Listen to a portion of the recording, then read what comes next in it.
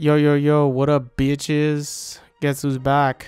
It's your boy, Tropical, here to talk about another episode of LOGH. That's right, I didn't forget you. This time we're going to talk about episode 5, the Castrop Rebellion.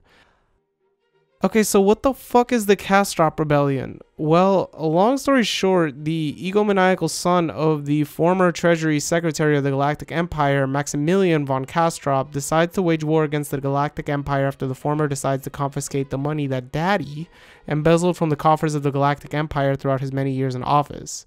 Why does he not want to give up the money that his father stole? Well, because Maximillian is a spoiled brat who feels like he's entitled to the whole world because of generational privilege, even when it means stepping on other people to secure his possessions. So much so, in fact, does he feel this way that when the Empire tries to reason with him by sending another noble, Franz von Mariendorf, as well as a small force of battleships, Von Castrop decides to take von Mariendorf hostage and utilize a piece of anti-spacecraft weaponry to blow up all of the Empire's ships. Where did he get this piece of anti-spacecraft weaponry known as the Artemis necklace, which also happens to be the same piece of anti-spacecraft weaponry guarding the capital of the Free Planets Alliance? I wonder if Fezan has anything to do with this. Oh, you said they want to return the balance of power to what it was prior to the Battle of Astarte? Nah, there's no way they would do something so... okay, never mind. You do you, Rubinsky. And thus, the rebellion begins! Okay. So, how does any of this concern us? Well, it has a lot to do with the fact that our boy Reinhardt and his crew are quickly moving up the ranks. As a result of being promoted to Fleet Admiral after his victory at the Battle of Astarte, Reinhardt is granted his own admiralty. He uses the opportunity to consolidate his military power by assembling a number of fiercely loyal and distinguished younger officers, all from peasant or lower nobility backgrounds, namely August Samuel Wallen, Cornelius Lutz, God, I'm gonna fuck up these pronunciations so bad, Carl Gustav Kempf, Fritz Joseph Bittenfeld, Ernest Mecklinger, Wolfgang Mittermeier, and Oskar von Royenthal, and of course our boy Kirchies. I hope that wasn't too bad. Will he use this elite cadre of sympathizers to overthrow the Golden Bomb dynasty? Find out next time on Dragon Ball Z. Anyways, shortly thereafter, Reinhardt is ordered to dispose of the threat posed by Castrop. Seizing upon the opportunity to build his influence, our golden-haired genius boy assigns our red-headed loyal boy Kirchies to the case. Showcasing his trust in his right-hand man, but also testing his mettle, Reinhardt grants Kirchies a force of 1,000 ships smaller than the one initially destroyed by Castrop, which had 3,000 ships.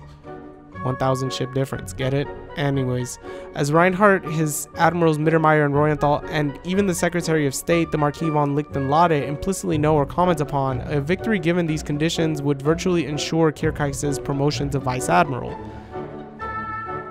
As we all know, Kirchies does indeed emerge victorious from this skirmish. He showcases his ability as a commander by creatively using Zephyr particles to destroy the Artemis necklace, after which the hopes of the rebellious party are dashed.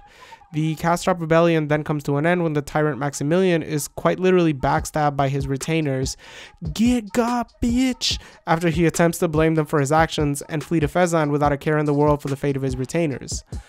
I think there's a couple of interesting things to pull out from this sequence though. First of all, we kind of get to see the moral character of Kirchies on full display, both through his own actions and through the contrast created between him and Von Castrop.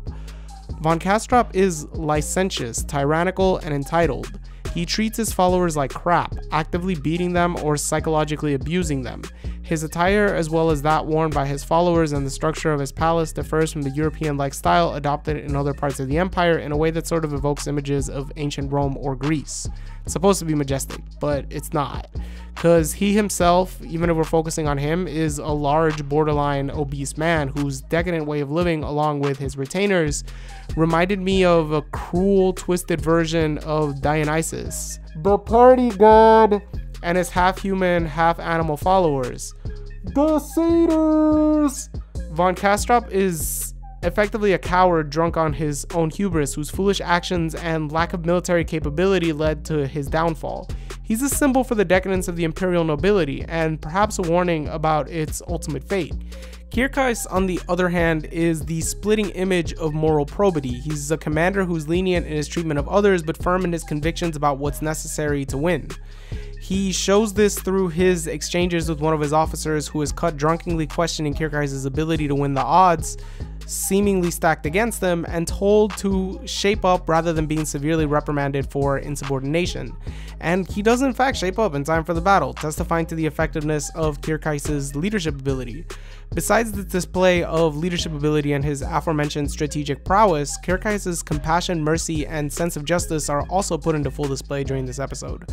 Their origins are linked to his relationship through Anna Rose through a flashback of a conversation between the two during his and Reinhardt's last visit to Anna Rose's estate.